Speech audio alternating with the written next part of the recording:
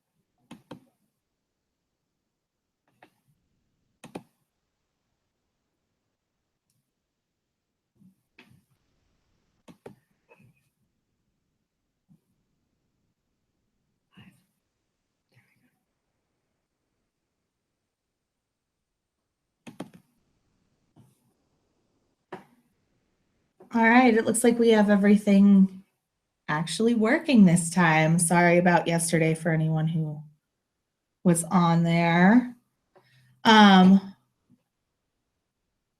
Let's go ahead and get started. It looks like we have a couple of people on. I'm sure people will jump in. We have a ton of content because we're verbose and want to make sure we get through everything we planned for all of you. You can type questions in as we go. Heidi will be moderating questions, and I'll start out presenting, and then we'll switch partway through. So we both work at the Carson J. Spencer Foundation. Both of us are suicide attempt survivors. I'm also a suicide loss survivor. I'm Jess Stohlmann-Rainey. I guess I didn't say that out loud already. And then Heidi is here with me.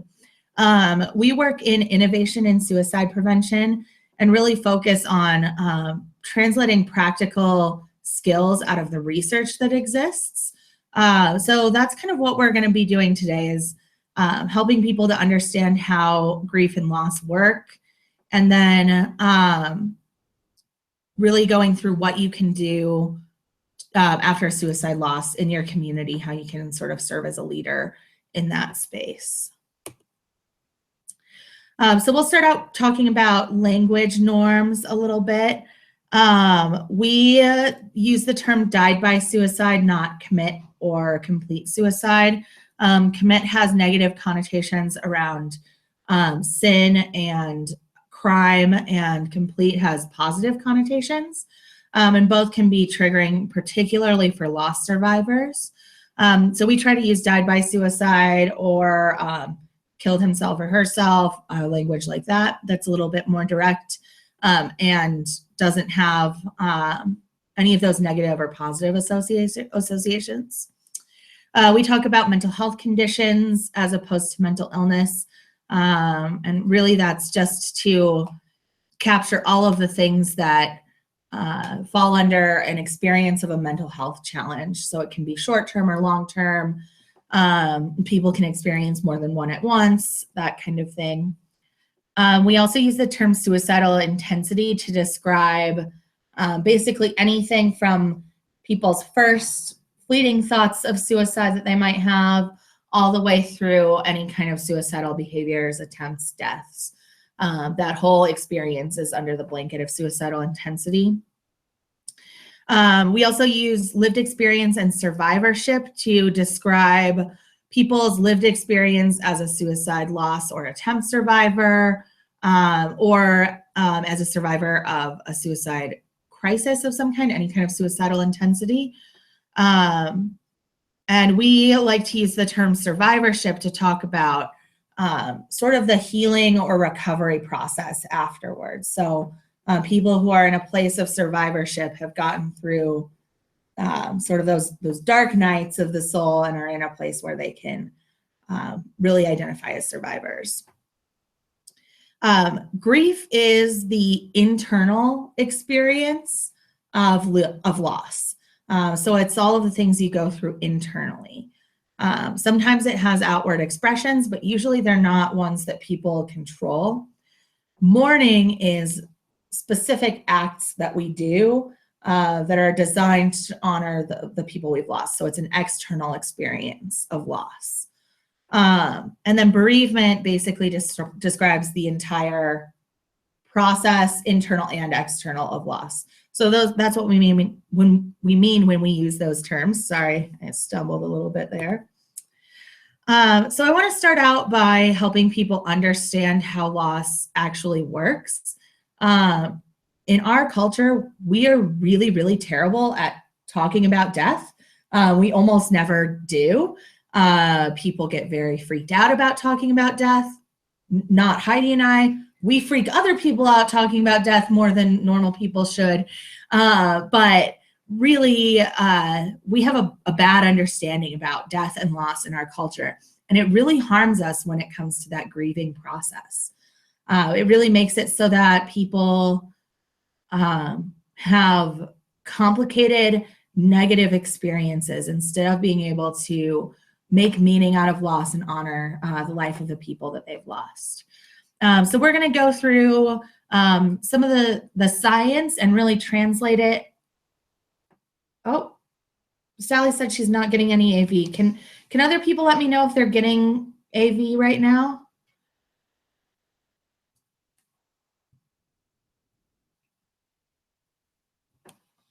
I'm going to make sure we're not muted.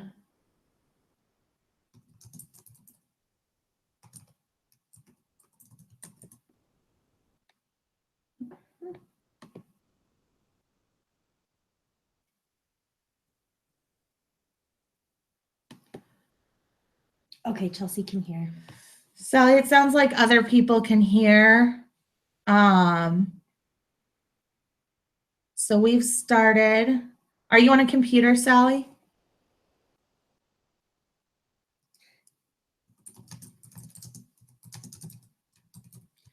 Oh, right. I'm asking questions and she can't hear me. Okay, I'm going to keep talking. Heidi's going to try and type to work out stuff with Sally so she can hear. Sorry to people that watch this later who don't know what's going on. Okay, so we're going to talk about some of the experiences that people have around grief and loss.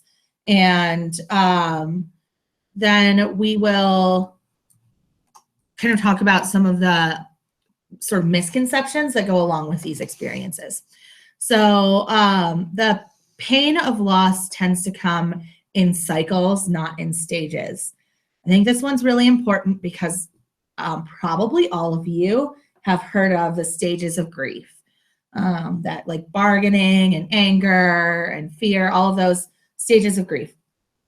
So Kubler-Ross wrote the stages of grief model.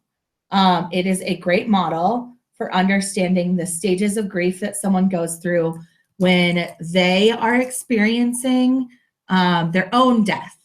So this is something that happens to people who know that they're dying and are coming to terms with it. So the stages of grief don't actually apply to people who are not dying themselves, but we try to make them apply to other people. So what happens is that we expect to be able to go through those stages and check them off. Like, oh, I was sad. Check. Now I get to go to the next box. That's actually not how loss works. The pain comes in cycles, not stages. And it does that because your brain is actually not physically capable of processing the emotions that you're feeling all at once. So it has to take breaks.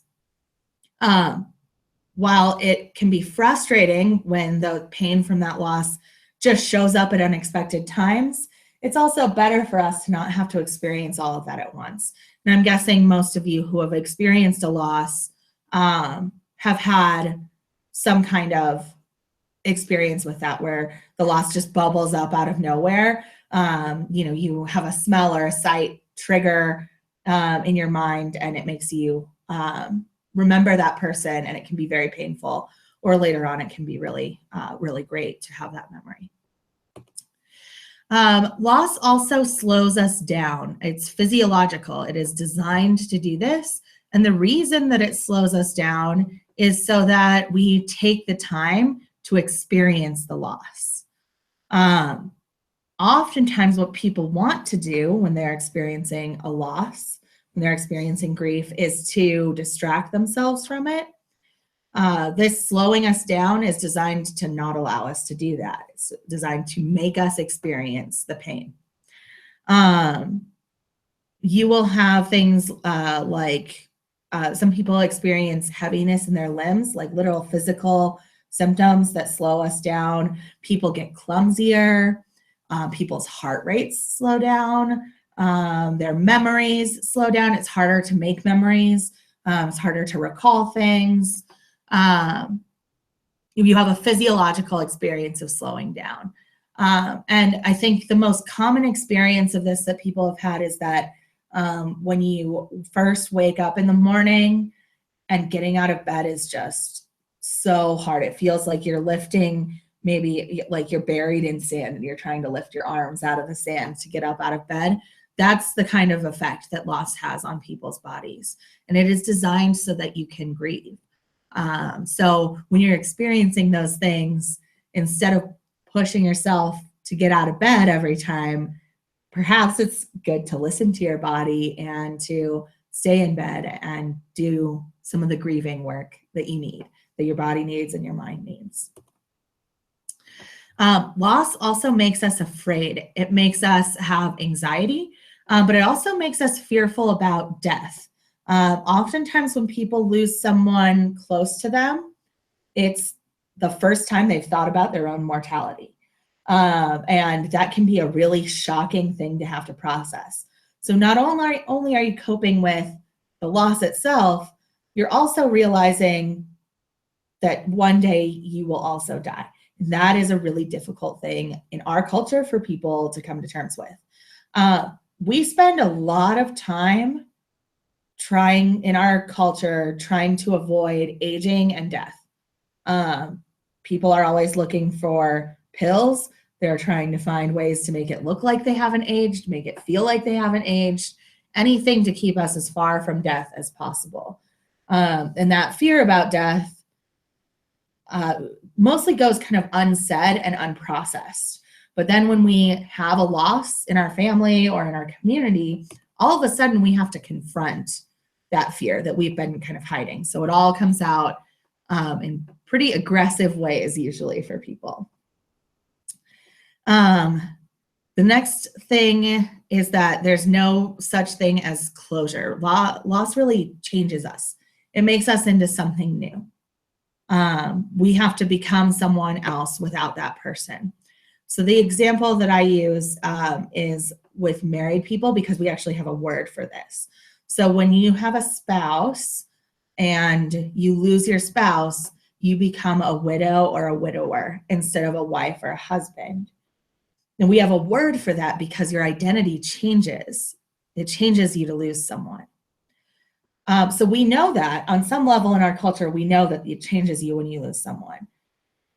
But we try not to recognize it. And we always talk about sort of like closing the book on something or ending that chapter of your life. I always tell people closure is bullshit. That's not a thing that ever happens. You never get closure. You don't get closure about anything. Your experiences change and contribute to who you are. So if what we're looking for is closure after a loss, we're never going to find it, and it's going to make our grief even more intense. So instead, what we ought to look for is ways that we can change, how we can become something new, how we can integrate this loss into who we are. We also have a lot of resistance to mourning. So outward displays of grief are things that we tend to be both uncomfortable around and uncomfortable with doing. So Heidi jokes all the time about writing a memoir that's called Crying in Public Places. That's part of what mourning is really being able to have an outpouring of your grief in a way that other people can see. And mourning is about honoring someone. And that's a good thing. It's a way of marking the loss in a public place. There are cultures where people would do mourning practices for sometimes a year or more after they lose someone.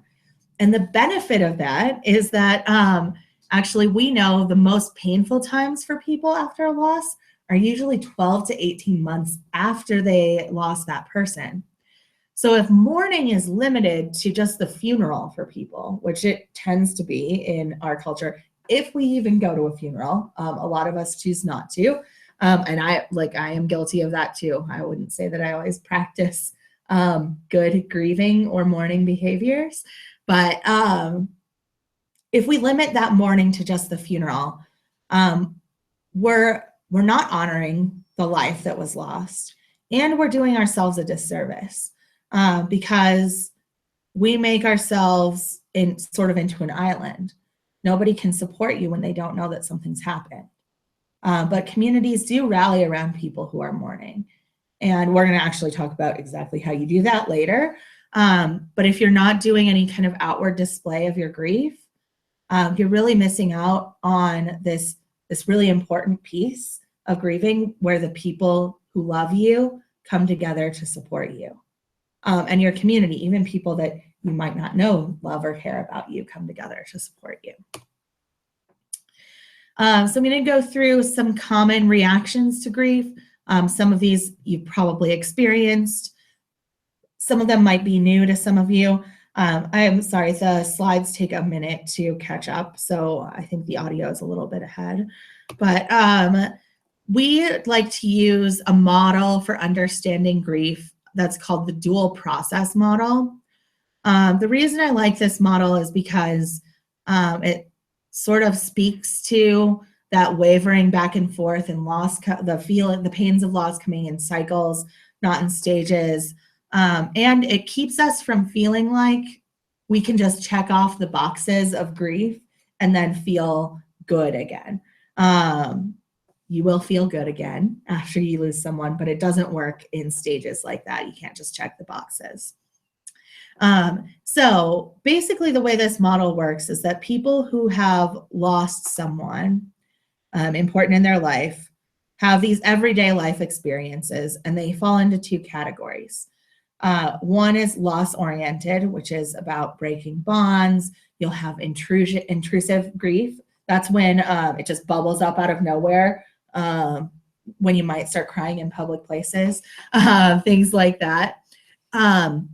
You might have denial or avoidance about change. An example of this is, I know some people who lost a son to suicide, and they kept his cell phone active so that they could call his cell phone and listen to his voicemail so they could hear his voice.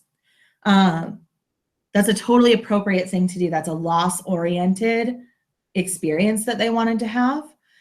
Whereas on the other side of restoration-oriented, it's about exploring your new role, maybe not as a parent anymore, or without this close friend, or without a parent, those kinds of things.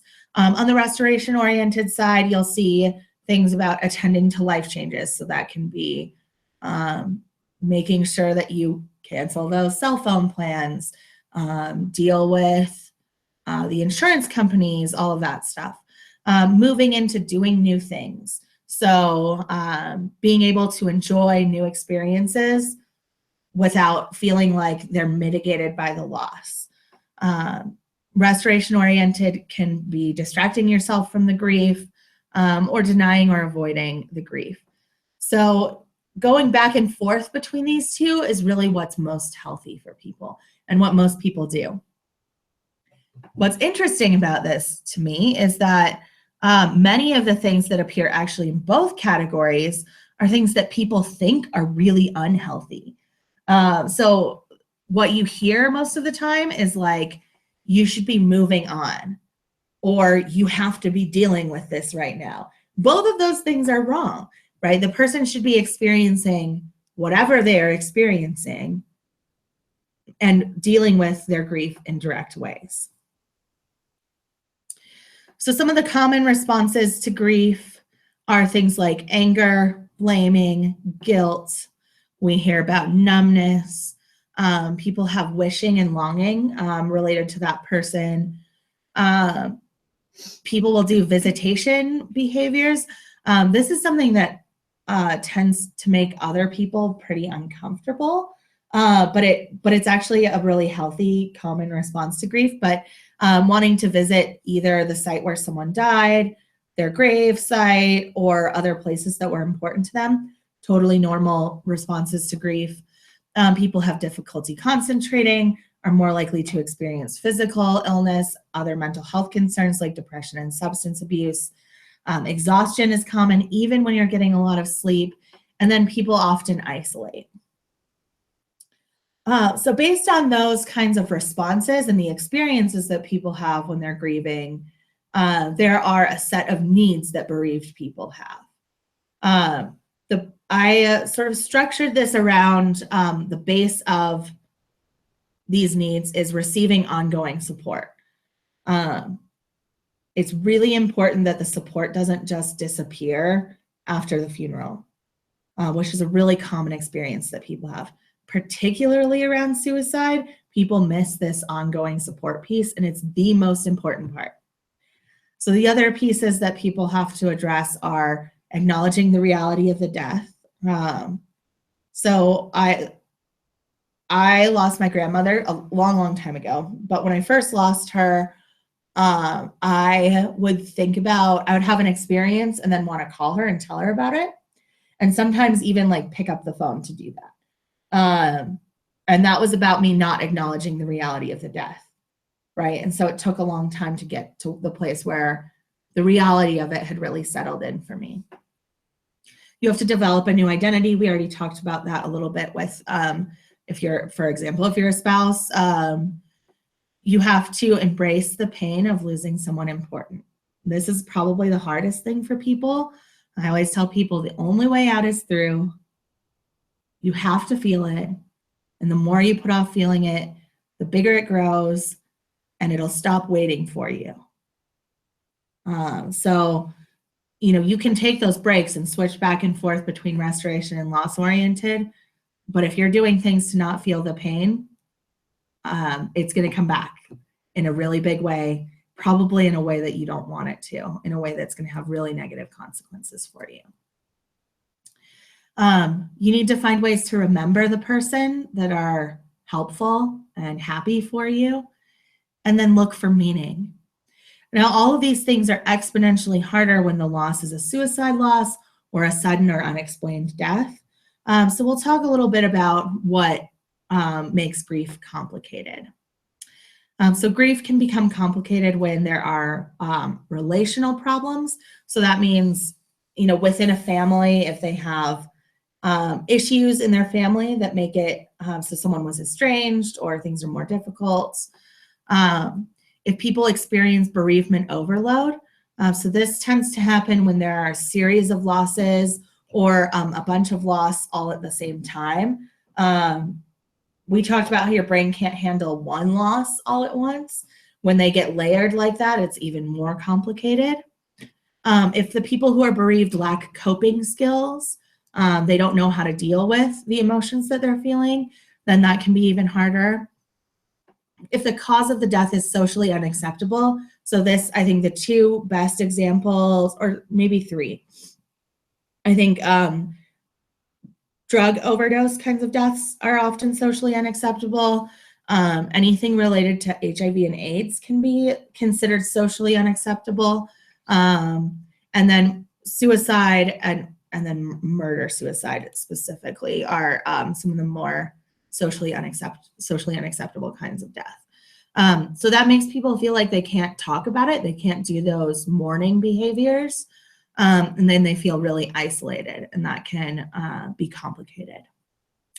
It's also hard when there's no support system. So if someone feels really, and this is really about the person's perception, not just the reality of a support system, although really having one is important.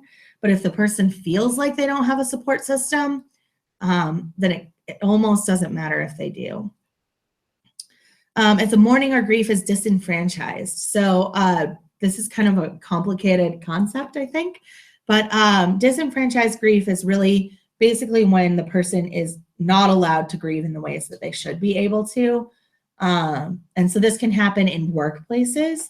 I just worked on a book chapter about workplace suicide postvention, so responding to loss. And one of the stories that I read about was this woman had kind of a shrine basically to her daughter that she lost at work. And the workplace told her it was making other people uncomfortable, and she had to take all of that down from her cubicle. And after that happened, she had all of these really horrible psychological side effects because basically her method of grieving was taken away from her. So that's what disenfranchised grief can look like. It can be a little bit more subtle than that too, like not getting the time off that you need to be able to deal with your grief or your mourning from work, or feeling like you can't express your grief because the death was socially unacceptable, like we talked about before. This is Heidi. I want to give another example of disenfranchised grief. I think shows up sometimes. So a friend of mine lost her high school sweetheart, and while we think it was a suicide, it was ruled accidental overdose. And she was no longer with this person anymore, but because they had broken up or whatever. But they still, our families were very close. Well, when he died, my friend was she didn't feel like she could go to the funeral or be present at the funeral because he had been dating someone else. And so that sort of, it made her feel like she couldn't be there. And I think that really impacted her ability to grieve moving forward. And so it's even things as subtle as like not being able to attend a funeral or feeling pushed out in some way, shape, or form can add to disenfranchised grief as well. So some of the special factors in suicide grief are that we don't get to know, the people left behind don't get to know why the deceased person took their life. Even if they leave a note or a video, oftentimes what's left in those, actually most of the time what is left in those is more harmful than helpful and doesn't really give us any information about why that specific person died. We know a lot about why people generally die by suicide, but we can't really respond to a specific case very effectively. So that not knowing is really, really hard for people. We tend to perseverate on that why part. So that's why the subtitle of this that we didn't even touch on, but in the beginning, is to be able to move from that place of why did this happen to what should we do next. So one of the biggest challenges with a suicide death is doing exactly that, being able to set the why questions aside and move on to dealing with what are we going to do next to honor this life, to help our community heal, to grieve ourselves, all of that. We know that survivors of the deceased can sometimes feel as though they contributed to the death. There are often relationship issues directly preceding suicide deaths. That doesn't mean that they're the cause of the death by any means, but often people feel a lot of guilt. So survivor guilt is much more likely to happen in this kind of situation than almost any other, with the exception of maybe, if you're in a car accident and everyone dies but you and you are the driver, things like that. So survivors often feel a ton of guilt, and that guilt often makes them disenfranchise their own grief, and then it becomes complicated and causes other problems in their life. These deaths tend to be sudden. We usually don't know that they're happening, and we don't have time to prepare. With other types of death by natural causes, usually, not always, we see those things coming, and we have some time to do some processing beforehand that helps us to heal later on. Sometimes in those cases, it can even be relieving because people have been in so much pain or have been struggling so much, which sometimes can cause other issues for people. But having time to prepare makes a really big difference. There are also sort of religious and cultural sanctions against suicide. So if people believe suicide is a sin, or believe that suicide is selfish, or that people die by suicide because their family isn't strong enough, there are all these stigmatizing beliefs about suicide that can lead survivors to really feel like they're concerned about their loved one's afterlife, or that they're not really able to talk about or deal with the grief in an effective way. So I am going to turn it over to Heidi now to start talking about how you can lead your community in postvention work. Hi guys. Okay, so I think that there are so a suicide has occurred in your community. We've talked about how grief can show up. We talked about what people need in order to be able to grieve in ways that are healthy and positive. And so here's some things to consider moving forward. Some things to ask yourself might be, are there already group or cultural practices in place for when a death occurs? So if you're a part of a community in which a death has occurred, are there already cultural practices that people use? And adapting those things for suicide death can be a really great place to start. We want to know if the cause of death has been confirmed by the coroner or the family. So this is difficult because sometimes, especially with the use of social media, we can think that one thing has occurred based on a tiny amount of inaccurate information, and we find out that something totally different has occurred. That can happen with anything that we hear on Facebook. What's tricky with suicide death is that because it's so stigmatized, there are times where a county coroner will come in and rule the death as an accidental death to spare the family the stigma of having to address the issues that come up with suicide with suicide death that we just talked about. And so, before making any public or community-wide announcement about suicide specifically, we want to take a moment to step back and make sure that it's been recognized by the coroner and the family, at least the family. The other thing is that it's not imperative that when we're addressing death that we specify the cause of death if it's not being acknowledged by the family. A death is still a death regardless, and people will still grieve regardless. But if you're in a position where you're part of a community organization, or you yourself are a community organizer, you may be aware of some information that maybe the general population is not. And if your job is to put that information out there, being sensitive to whether or not the family is recognizing suicide as the cause of death is something worth considering. I think I want to give an example. This is Jess again, of why this is so important. So some other people who work in postvention services told me about a time where they got a call from a high school that a student had died by suicide. And they got ready to do their announcement to the school. They had already had the letter written. Everything was in place to start doing postvention services. And then they found out right before they sent the email that the student was not dead yet. They were in the hospital in the ICU. So they almost sent out a letter talking about this suicide death, and the student was still alive. So I think sometimes our desire is to just react because we got news, but we really want to confirm to the degree that we can. So if there's some general consensus that this is what happened, and we have a pretty good idea that the person is, yes, actually dead, and that the death was a suicide, then we can really respond. So there are a couple of different phases that happen in the wake of a suicide death. The first phase would be the immediate acute phase. So this is made up of 4 different parts.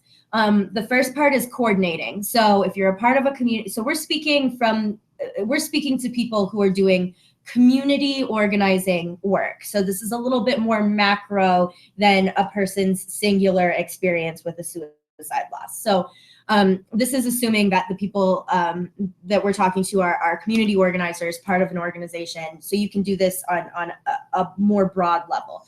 So you could do this in a workplace. You could do this in any kind of like group that has any amount of structure in it, potentially within a friend community. But it's really, really about a larger group than just maybe a couple of people.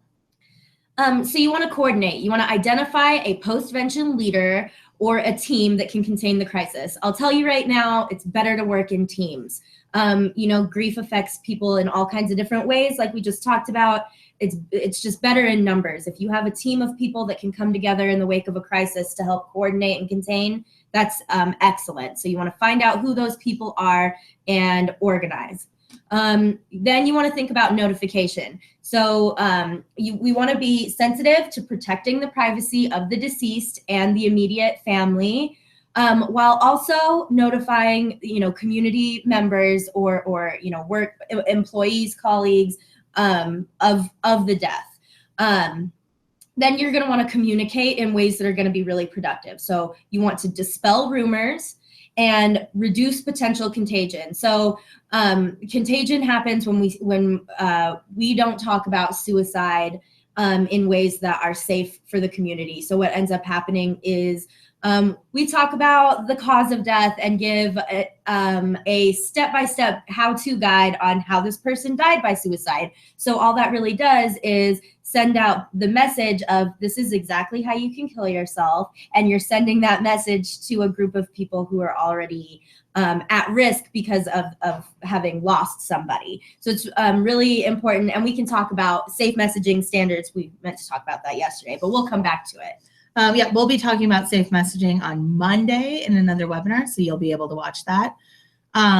When you do the notification, really what you want to stick to are some basic facts about what has happened, where people can get support, and what's going to happen next.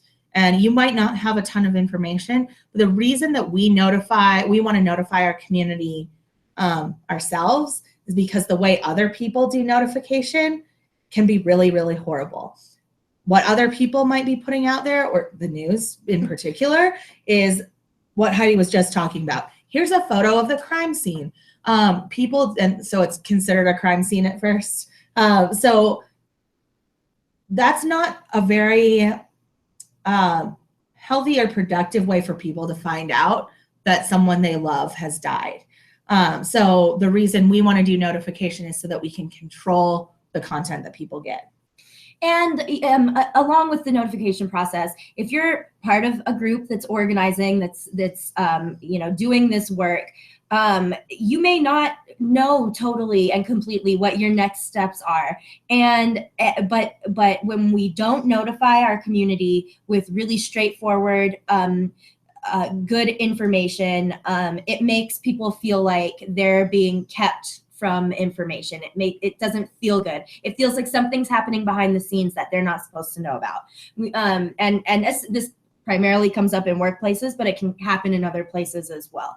So being straightforward, this is what's happened. This is where we can, this is when resources are going to be available. And, we may not know what our next steps are, but we are working on it currently, and we will let you know as soon as we know. Mm-hmm. Something that's straightforward. And then obviously offering support, offering organized and practical assistance.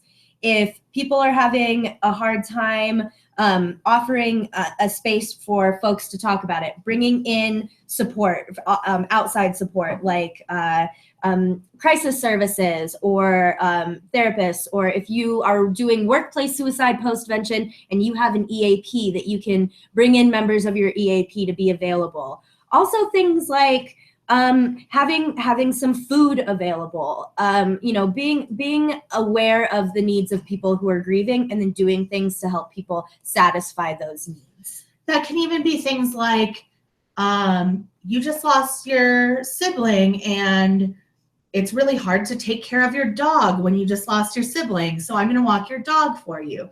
like really, really practical, basic assistance for people?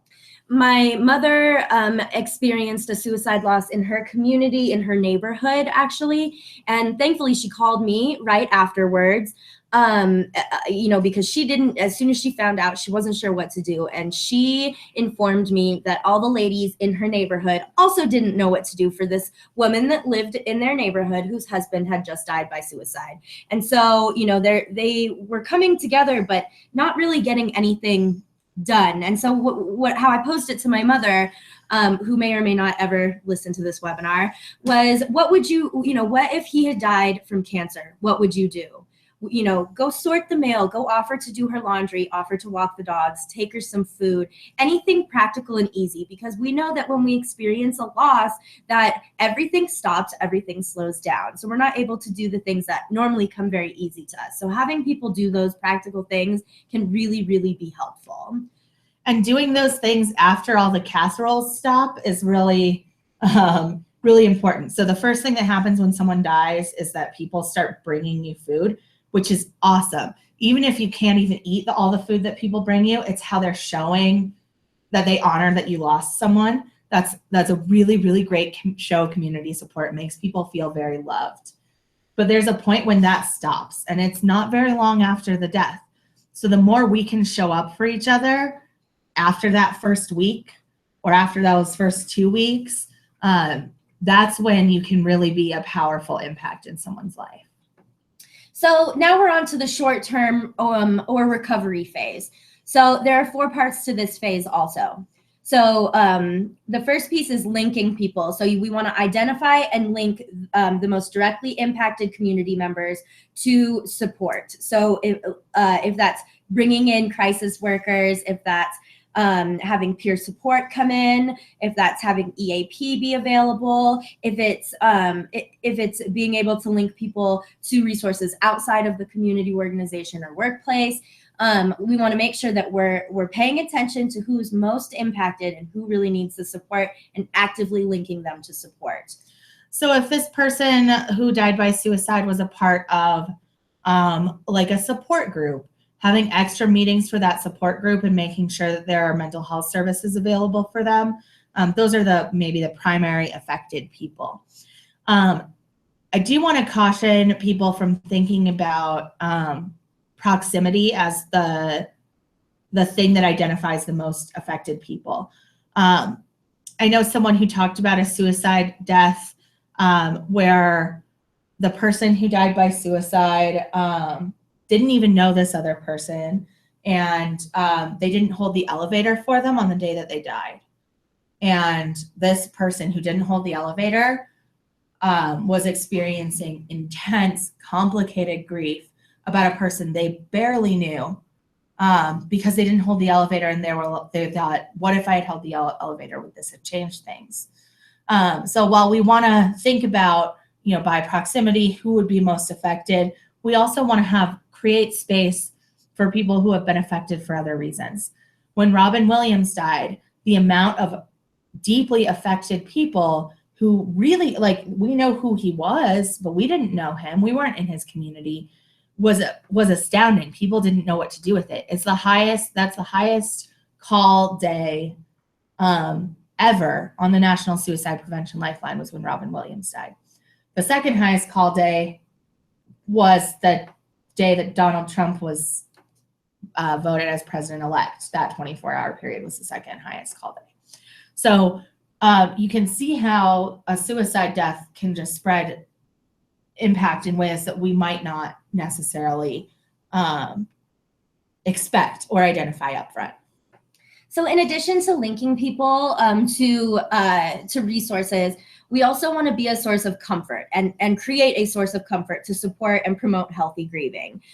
So if this is doing some sort of support type, usually it centers around food. That's the easiest way to do it. If you're in an organization or you're in a workplace, the easiest way to create comfort is to bring in food and have people have it available for people to access. People go to food or the water cooler, and that's where people engage in conversation. And feeling connected is what helps us protect ourselves from, self-harm and suicide. Feeling connected is what helps us grieve. Feeling connected is the magic thing. So if we can create places so people can feel connected, that's going to be really, really helpful. Outside of maybe a sort of really highly structured organization, this can look like things like, hey, we're all going to get together and make a memory quilt. A memory quilts are really common things that people like to do. Or we're all going to get together and we're going to do this walk. Maybe like a walk for an animal shelter because this person really loved animals. It's really providing a place where people can connect and have support and do something together. And it can even just be, hey, I'm going to be home for these hours and I'll cook a lasagna and you can come over and talk about stuff anytime during those hours. So it doesn't have to be as structured as it might look like in a workplace or in a community organization. We can all sort of lead this in different spaces as well. The next thing to think about is restoration. So this is where we have to reestablish community equilibrium so that we can get back to functioning the way that we're supposed to. So this can feel and sound really cold, but it's not, and it's not meant to, because the reality is there will be, so especially in a workplace, for instance, the workplace has to go back to being able to function because, a workplace has its purpose, has its point of being. And because the people who are affected, because we have to go from that place of being in the grief to the place of restoration where we do start to move forward, and not everybody feels grief the same way. So you'll have people within your organization or within your workplace or within your community that are feeling the grief, and you'll have people who it maybe isn't hitting them at that particular time. And so we have to be able to balance the needs of both those individuals, the ones that are still in it and the ones that maybe aren't in it right this moment. And so, yeah. And so, like, as an example, we're all a part of an activist community. If we were to lose someone to suicide, there are still some really important battles. And we wouldn't want to abandon all of that work to grieve all together at once. We would want to have opportunities for both so that people could move back and forth between grieving and getting what they need, and then also, kind of continuing the fight. And that restoration can also be a way of honoring the people that you've lost. For me, working in the field that I do and being a part of an activist community around suicide prevention is absolutely a part of how I honor the people that I've lost. And it's part of how I honor my own experience as a suicide attempt survivor. So while restoration can sound, cold or heartless, it really is deeply connected to those experiences of grief that we already talked about. And then the last part of the short-term recovery phase would be for leaders to really lead and reinforce and build trust in themselves and within the community. So what we see, especially in workplaces, is that when a suicide occurs, people need something to blame. They need somewhere to place their anger, frustration, resentment, and so oftentimes leaders, people in leadership roles, have to be the bad guys. They're the ones where the blame is placed. Right, wrong, or indifferent, that's sort of just what happens. And so leaders really need to take this opportunity to reinforce and build trust in and earn that trust from community members. So that's being really transparent about next steps. That's allowing people to grieve, allowing people the flexibility to experience the things that they're experiencing, being supportive, as well as addressing the needs of those who maybe aren't grieving as strongly. So I think because we work in suicide prevention, this is something I've had a lot of experience with. You can implement every prevention mechanism possible, and people still might die by suicide. I think about it, if we think about it like cancer, we do everything we can to prevent cancer from occurring. Even if you do everything right, some people still might die, but we're going to save a lot of people. When those people do die, there's a lot of anger. So sometimes being in a position of leadership means being able to take the hit for the team. And that's something that I experience a lot in the kind of position that I am in. So if when students die by suicide, even if they're not in schools where we do work, suicide prevention work, I will have parents call and yell at me about how we're not doing enough and we should have been there and we should have saved them. And that's because they need someone to blame. I think fortunately, or maybe unfortunately, in activist community settings, oftentimes the people who get blamed are whoever we identify as like the oppressor. So I saw there was a series of trans young people suicide deaths immediately following the election this year. People wanted to place direct blame on Donald Trump or on like white men, or there was a lot of discussion. I saw it all over social media about who was to blame for that. The truth is, like, people who die by suicide make a decision to die by suicide. There are things that happen in a culture that set it up so that those feelings are things that people experience, but it is systemic and we are all accountable, all of us.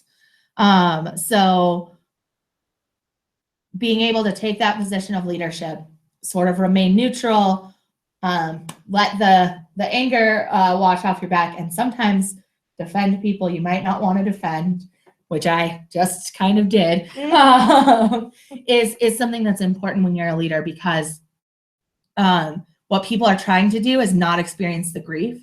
They're trying to feel angry instead and push the blame somewhere else. So as a leader, what you have to do is say, what's important now is reinvesting in our community, is to pull together, remember that we can support each other, and to make sure that this doesn't happen again. This should go without saying, but leaders take lots and lots of time to practice self-care, because if you're the person that people point their anger at, it doesn't feel good, even if you know that it's not your fault and you're good at talking yourself down from feeling, the frustration that comes with being the bad guy. It's still really important to take care of yourself and practice self-care. So then the longer term, and we call this the reconstructing phase, the two things to think about are, one, honoring, right? So we want to prepare for reactions and anniversaries, events, and milestones. When an organization, a workplace, or a community loses somebody, things to think about: birthdays, holidays can be really difficult, anniversary of death, any sort of anniversaries. All these things, all of a sudden, you might think that everything's fine and people are going to be okay, and then it hits you like a tidal wave, and it can, grief can come out in all different kinds of ways. So being able to anticipate that in advance and have support systems ready and available during those times is going to be really, really important. You'll thank yourself for that later. And so if you can rally the troops and have people have support and resources ready when those days occur, that's a great thing to be prepared for. And then the last thing would be sustaining. So we want to be able to transition from post-vention to prevention. So oftentimes, again, I'm going to relate this to workplaces because it's primarily who I work with. When a workplace experiences suicide loss, the first thing they want to do is jump right into prevention. And while that's coming from a really honest place, a concerned place, and a place of like fear, like we don't want to lose anybody else. We are so scared. This is so awful. People want to jump right into prevention. Makes total sense. But the fact of the matter is that jumping right into prevention without dealing with the grief that is being collectively experienced can be really dangerous, and it can also feel really shitty. And the reason for that is because when we do suicide prevention work, we're teaching people about the signs, the science behind suicide. So why suicide occurs, who it impacts, why it impacts people, what to look out for. And if you're a workplace that has just recently experienced a loss and people are coming into your workplace and telling you these are all the things that you should have noticed before, it can feel really, really awful. I think anybody would feel really awful. So what ends up happening is the prevention stuff doesn't actually work. People just end up feeling like crap. So being able to, honor the grief that's happening, honor the loss that's been experienced, and sort of manage that with the steps that we've talked about, and then being able to move from the place of short-term to acute post-vention into this place of, okay, now as a workplace or a community or an organization, we're gonna learn the tools to be able to keep each other safe. I think this is true in communities too. I had a number of people message me about these webinars that we're doing, and I had a number of people who had very recently lost someone want to attend the prevention webinar, and I recommended to all of them that they first do this one, and then once they felt like they were in a place with their grief, we're talking about why and how suicide happens, was going to be safe for them to then look at the prevention training that we did last week. So, I think this is true in communities too. The first thing we want to say is like, how do we keep this from happening again? What do we do to prevent it? And that's actually a way of avoiding our grief again. And so what we need to do is honor the loss and then look at how we prevent it from happening in the future. Okay, so now we're going to talk a little bit about safe memorialization. So there's a lot of ways that we can honor someone that we've lost. And I feel like the longer I work in this field, the more creative, wonderful ways I hear about for people to memorialize someone that they've lost. And so here are a couple reasons for memorialization and why it's really important. So for one, it helps groups of people make meaning out of a loss. If you cannot actively memorialize a loss that you've experienced, it can be really difficult to move forward, to make meaning out of it, to be able to transform in ways that are going to be really productive and positive, as opposed to being stuck in this like place of complicated grief. Memorialization can help groups grieve. And that's really important when you're in a workplace setting, when you're in a group setting, allowing a space for a group of people who are impacted to grieve together, that can support that sense of connectedness, which is really important. And then memorialization can also be used to help create awareness around suicide loss and prevention. So it can be a tool that's used to help the people who are grieving, but also help raise some awareness and educate people about the issue of suicide or mental health conditions. So for safe, but so there's sort of an other side to that. So there are ways that we can memorialize that are going to be really productive, really positive, really meaningful. And then there are ways for memorialization to happen that are super unsafe and just sort of they can cause contagion. It can cause all sorts of really unfortunate things. So being very conscious about what we're doing and it is, as far as memorialization goes, is really important. So some things to consider are appropriate public memorials. So activity-focused memorials are really great. This can be organizing a day of community service where people who are affected can come and be a part of something. This can be donating time to an organization. It can be cleaning up a park. It can be getting together for a barbecue just so people can be around each other. I spoke to a school on the East Coast who had lost a student who was on the lacrosse team to suicide. So the whole community, the whole town came together and had a barbecue and lacrosse game in that student's memory. And that ended up being really profound and really positive. Sponsoring mental health awareness programs is a great way to do a safe memorialization that also betters the community and the affected people who are affected by that loss. And then supporting peer counseling programs. So peer counseling programs are excellent, excellent, excellent. There's a lot of research that shows that peer counseling really works. And I think that there's a huge benefit to being able to help each other out and lean on each other during times where things are really difficult. Temporary memorialization is really great.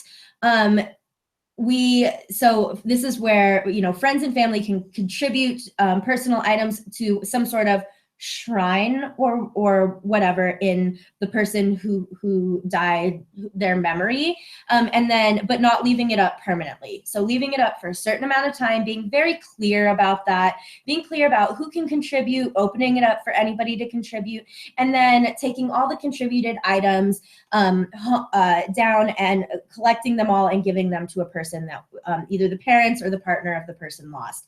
That can be a really, really great way to memorialize. Some things we want to avoid. Permanent memorials such as benches, trees, and plaques. The reason for this is, one, it's really morbid. Two, because what happens is, sometimes schools especially, when a student dies by suicide, we've heard of instances where in that student's memory, the school will build a tree. Then they plant a tree. I'm sorry. They don't build a tree. You're right. They don't. They don't build a tree. They build a bench or plant a tree. So they'll plant a tree. So that tree grows. Another student might die by suicide. So then they plant another tree. Then before you know it, you have a full-blown suicide forest outside of your school where people will actually go there to die by suicide because of the connection that it has. So people don't know that. People don't know to avoid permanent memorials, but really permanent memorials sort of belong in spaces where other permanent memorials exist, i.e. cemeteries, mausoleums, etc. The only time I would say a permanent memorial makes sense is if there is a practice in your group, your organization, your workplace of honoring everyone who died in the same way. So if you have like a plaque of all of the people, like with the name or the picture or whatever of each person who has died, that was a part of your organization, putting someone who died by suicide in that same space makes perfect sense. But having a special area for suicide that's when it becomes problematic. Any comments, questions, concerns? It's 7:01, but we've still got the chat on. So if there's any questions, I'm on it right now. You're welcome to ask. We'll stay online for a couple, 5 more minutes or so and respond if anybody has anything.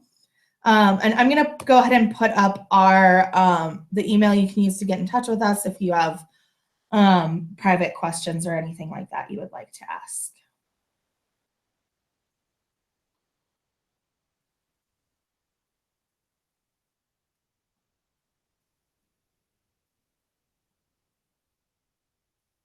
No questions yet? Can we get like a thumbs up or something if this was helpful so I know if people are even still there?